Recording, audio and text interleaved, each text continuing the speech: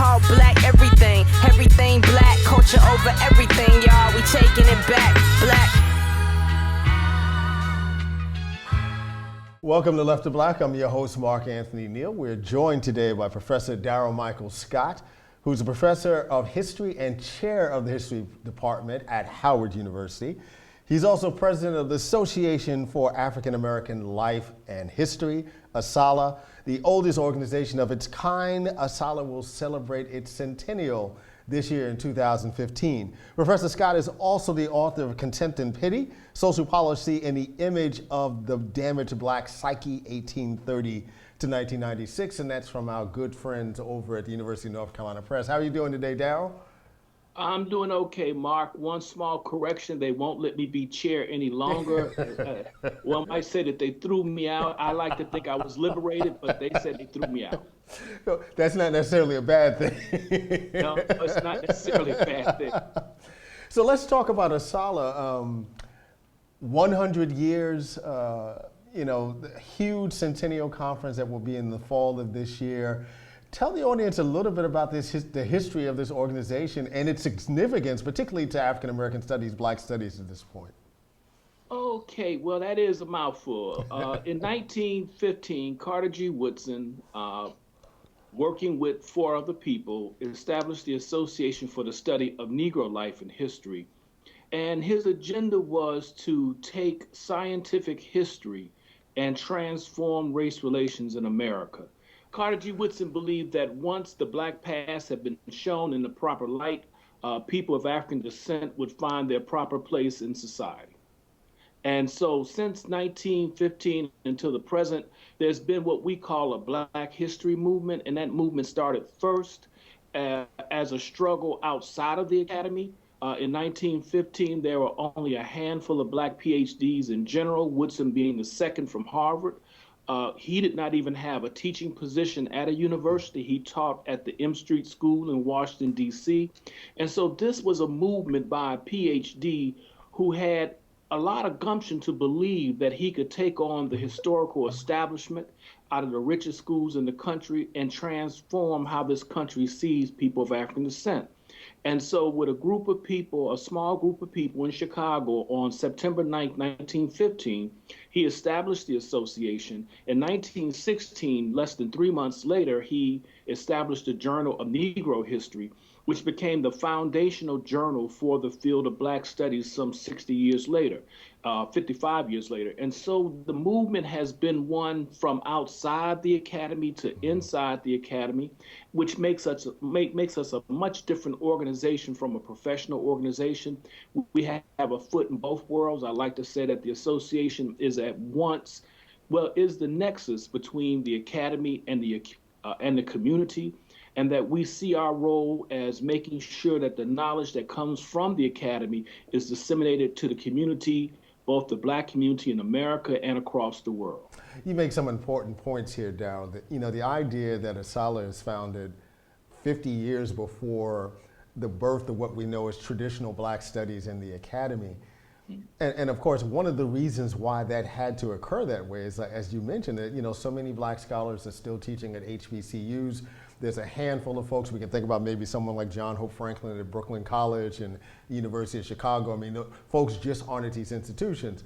You go to 2015 and you go to an American Studies Association conference or OAH conference or AHA conference. You're seeing more Black folks there. What do you say to those folks who look at the contemporary academy now and raise the question, well, why should ASALH still be significant to us in 2015 when we've made so many inroads into these other professional organizations? Well, Mark, I mean, this is a very interesting question, and the people who wonder that, I think, don't even have a full handle on trends. Yeah. The trends are very important, and what people are seeing now, if you will, is a kind of the fruits of a pipeline that almost dried up in the 1980s, that started trickling people out again in the late 80s and the early 90s. I can still remember when there were just a handful of people, but I also saw the pipeline expand, and we're witnessing the pipeline close. I mean, I shouldn't say close, but we're witnessing a kind of shrinkage of the academy in general, and no one knows what's the future of the academy, let alone the future of Black studies.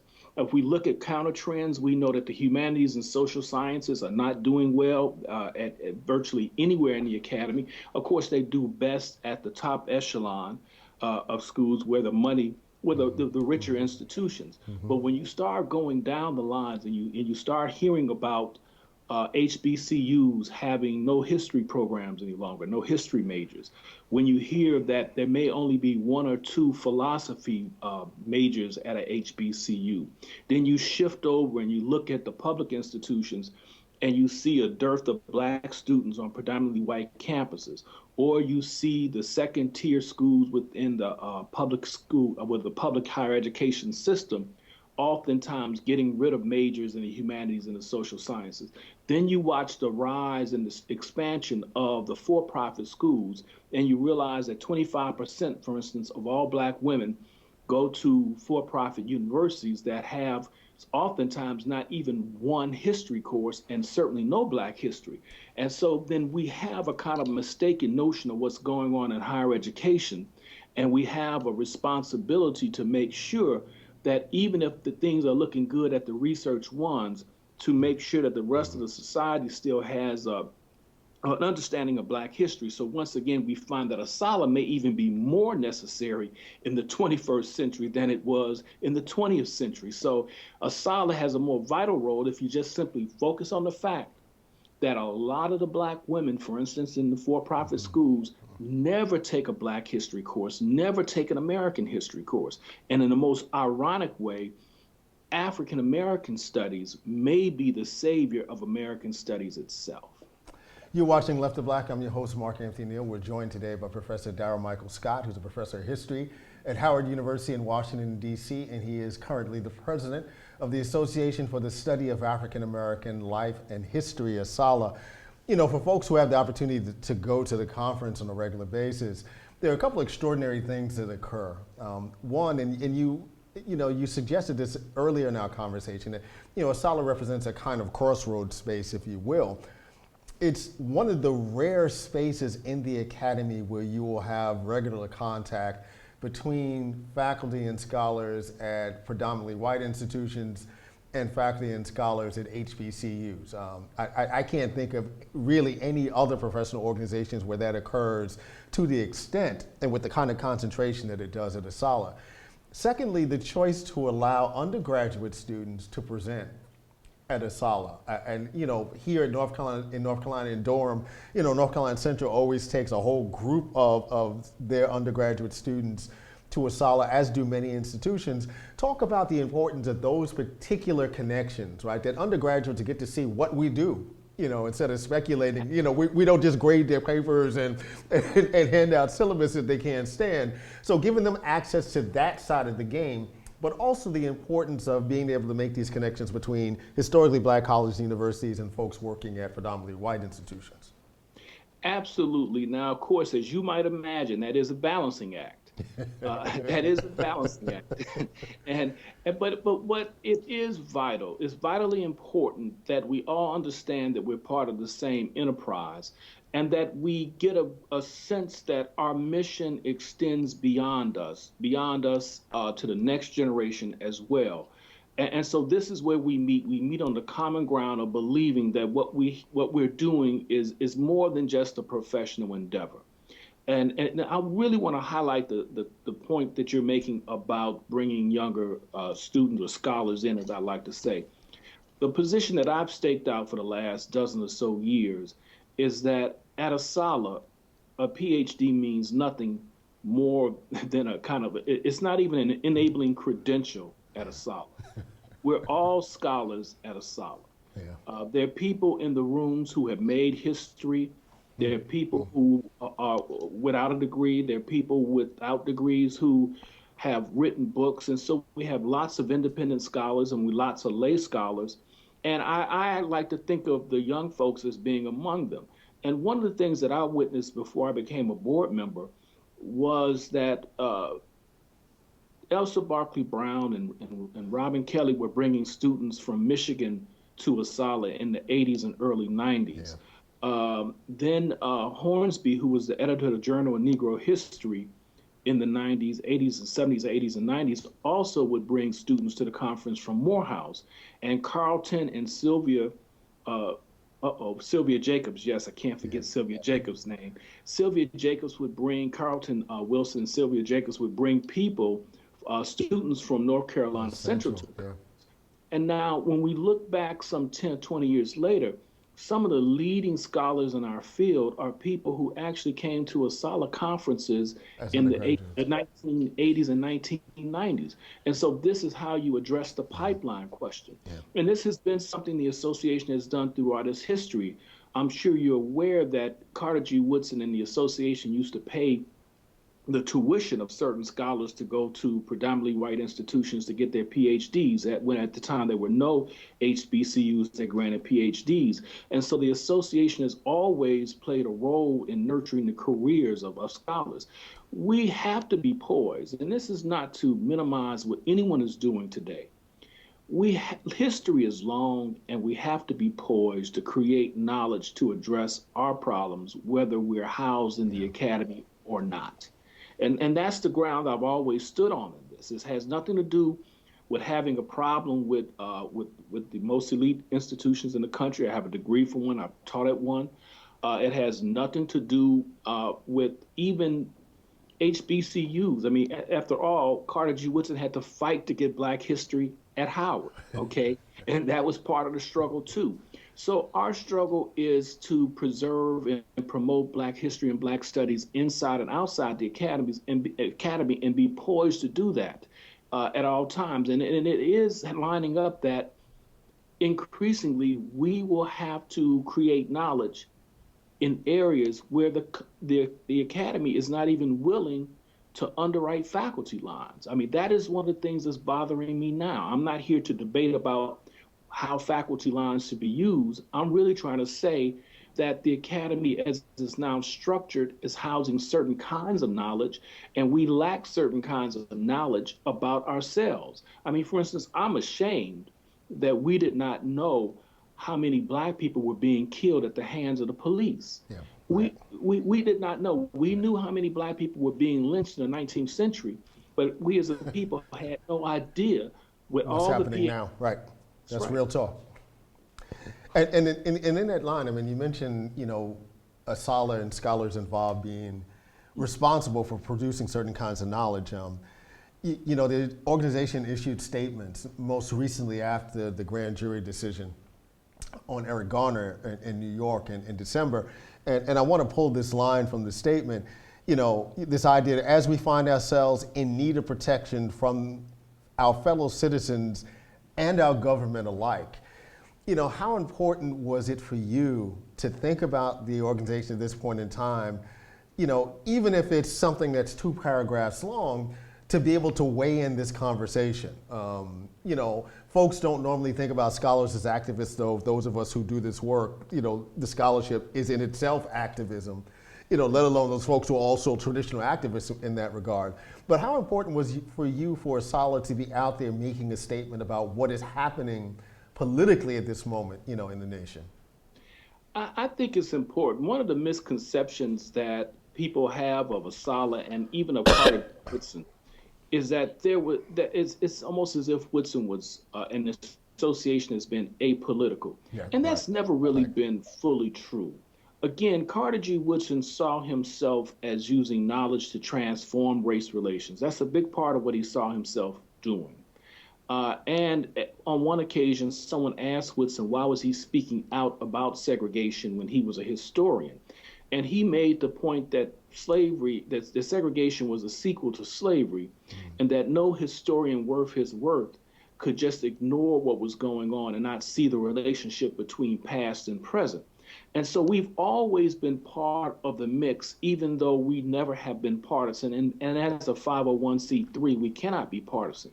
Right. But on the other hand, we cannot take the position that knowledge for the sake of knowledge is all knowledge is about. Okay, that there are moments in history where most groups and most organizations will emphasize the creation of knowledge for its own sake more so than knowledge for social purposes. But Knowledge has always been understood to be used to make society better.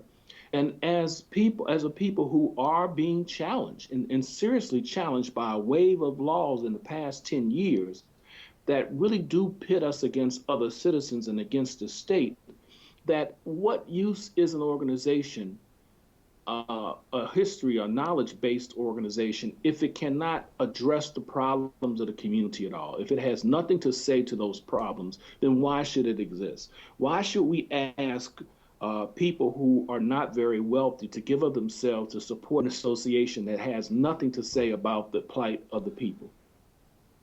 You're watching Left to Black. I'm your host, Mark Anthony Neal. We're joined by Professor Daryl Michael Scott, Professor of History at Howard University in Washington, D.C., the current president of the Association for the Study of African American Life and History, which is celebrating its 100th year, its centennial anniversary in the fall of 2015. Conference in Atlanta, if I'm correct. Absolutely. You know, one of the things I wanted to ask you about, I think about the piece that Brittany Cooper did, historian, did back in March about the attack on Black public intellectuals. And it's recirculated a great deal, the last couple of weeks in response in part to Ava DuVernay's film Selma and the sudden desire among critics to fact check Ava DuVernay's film, her historical narrative, and those of us who do this work, immediately it's like, go fact check the Ten Commandments. Hell, go fact check Ridley Scott's, Exodus film, which just came out 2 weeks ago. But in that light, what is it like for you as a historian, and particularly as someone who's running an organization, the Sala, that when you see a film like this that takes Black history, fictionalizes Black history, how do you deal with that from a historical standpoint where, you're trying to connect all the dots because that's what you do? We had Martha Biondi on the show a few years ago, and my producer and I, Catherine, we still laugh, at how she really wanted to make sure the story was right. There was really no latitude for her. And we realized that, that's what historians do. And we see some of that commentary now in response to Selma. But at the same time, we have never seen this level of complexity around Martin Luther King and that movement presented by Hollywood the way that we do. How do you find the balance? Well, for me, it's actually fairly easy because when I put on my Woodson hat, okay, and I don't often try to be Woodson, okay, but when I put on my Woodson hat, I have to take the stand that says that it's been what he used to call the traducers of the race, the people who would put out untruths about Black people, in whether they were doing them in what we would call cultural production today, or whether they were doing it in scholarly production, that the antidote for oppression was truth. And so we at Asala, and we historians tend to be empiricists who will take our stand on the fact. So we have to stand on facts.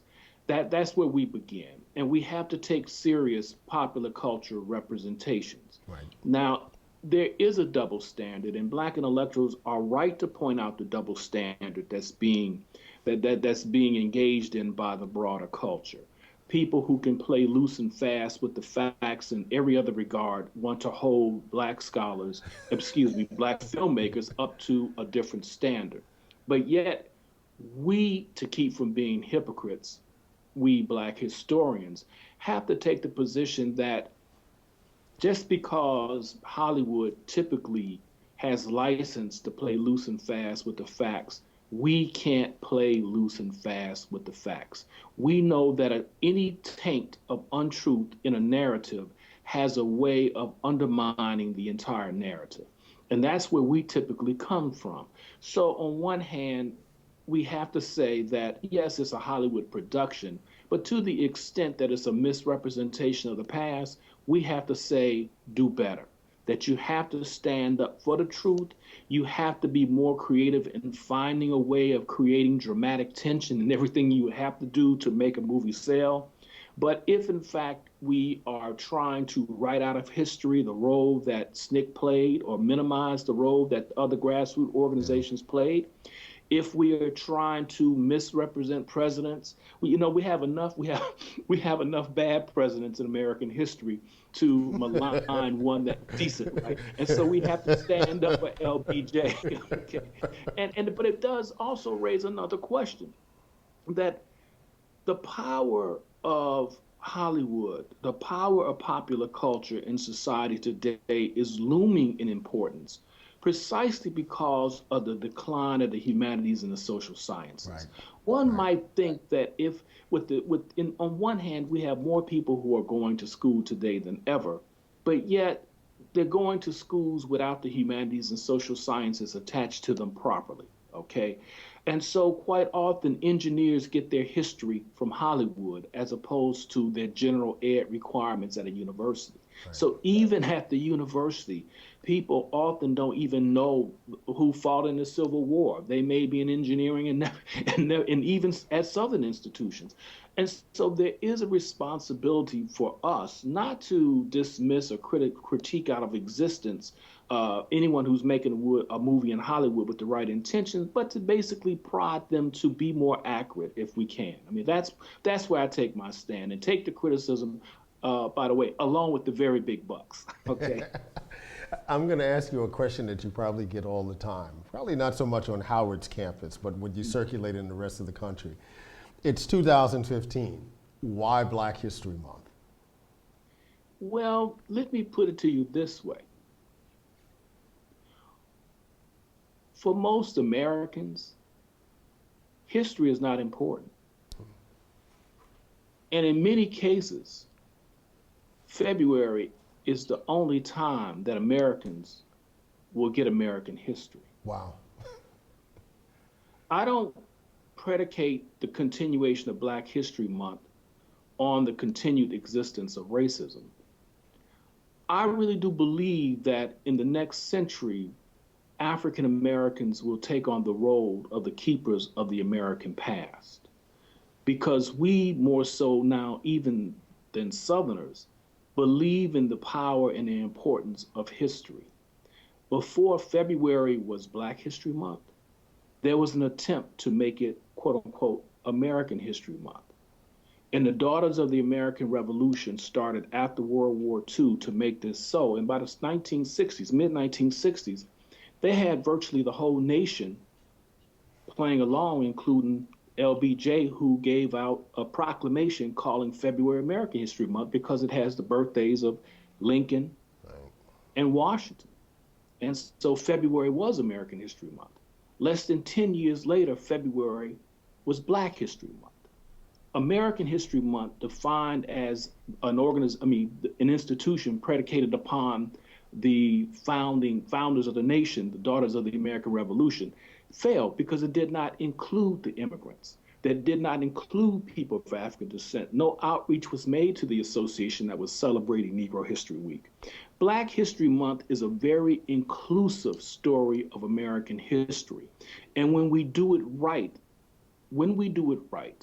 when we make it as substantive as we can, we are telling much of the story of the American past. And so we are the keepers of the American memory. And why would you want, if you're a conservative, I say, why would you want to destroy the longest running cultural institution in America, the historical institution in America? Why would you do that if you're a conservative? And if you're progressive, why would you give up the foundation for expanding on of the knowledge of the past in America? Why would you give up that foundation built out from February? So we believe in 365, but we think that the bedrock of American history is now February. You've been watching Left of Black. We've been joined today by Professor Daryl Michael Scott, Professor of History at Howard University in Washington, D.C., current president of the Association for the Study of African American Life and History, ASALH, which will be celebrating its centennial conference this fall in Atlanta. He's also the author of Contempt and Pity, Social Policy and the Image of the Damaged Black Psyche, 1880 to 1996, published by the University of North Carolina Press. Thank you for joining us today, Daryl. Thank you for having me, Mark. Thanks a lot. Black lights and booze burn when I record for Watts, and every black like Troy Davis who never had a fair shot. All black everything black, culture over everything, y'all. We taking it back.